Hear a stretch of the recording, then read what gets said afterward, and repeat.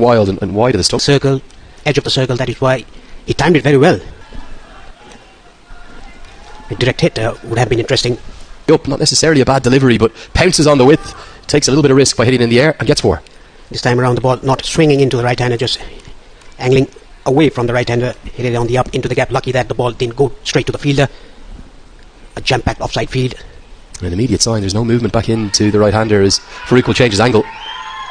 A good change of angle, but great running. I think that should be the template tonight for Nepal. They're a more athletic, a fitter, a stronger, and remember, a fully professional side, whereas Qatar are not. A lot of these cricketers from Qatar will work full-time day jobs and be chasing their dreams on the side.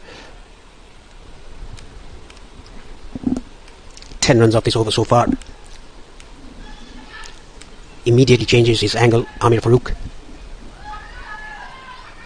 Looks for the Yorker, but steered away. Just be the single. The Met cricket, Qatar actually won the first encounter between these two teams. I was back in 2019, the T20 World Cup Asia region final between Qatar and Nepal. Well, it was a very different Nepal side. Ramala, who's the assistant coach, Sharad Vasak, it's going to have a think about it and come down as a head. Whereas you've won the toss, what are you going to play with 2 wins? But there are also scenarios where you get to 3 wins and don't qualify, because 4 teams can get to 6 points or more. It'll just depend upon together.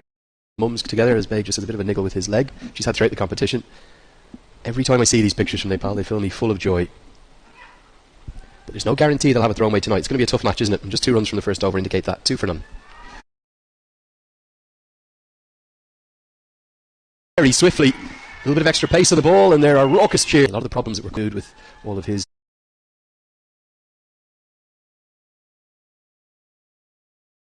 I think they should be pushing every run they can in the field. Chipped in the air, that was at a very catchable height, but it finds the gap nicely. Patel has looked full of confidence, really full enough to drive, driven on the up, not necessarily a bad delivery, but pounces on the width. Hit it into the right hand, a more athletic.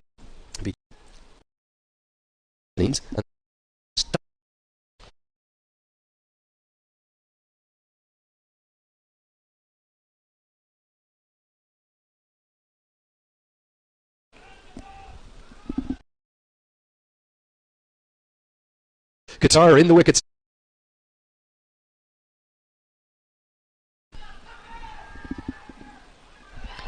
Yeah, this is going to be the first chance and the first wicket. Patel looks such a young man, averaging 27 in this format, strike rate 118. Lots of starts, 40s or 50s.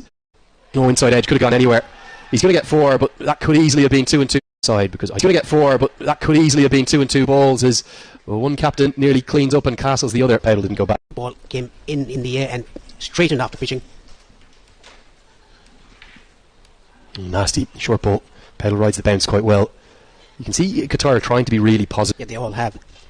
Kushal Mullah, just he has to answer back to the criticisers that is good enough to be in the playing. It'll be 40 off 40. People shouldn't criticise that, and they should be aware of that, as Baig has his tail up. Starts right on the money. Difficult period this for Nepal. They are in trouble. Talking about the captain of Qatar, Mirza Mohammad Baig, he has 2 4-overs in this tournament so far. The first one against Malaysia, and the second one in... So what a tournament he's having. Also with scores of 35 and 30 in there. Round the wicket, helped round the corner. Good shots. Mala will get off the mark. Farouk, who just pounded it into the turf. You can't be doing that. That is what Siju is implying to the fielders. Just only one bounce. Don't just throw rapidly onto the wicket. You have to watch so many things. I know I've had a good day if no one's talking about me. Oh, great deflection. That's vintage road.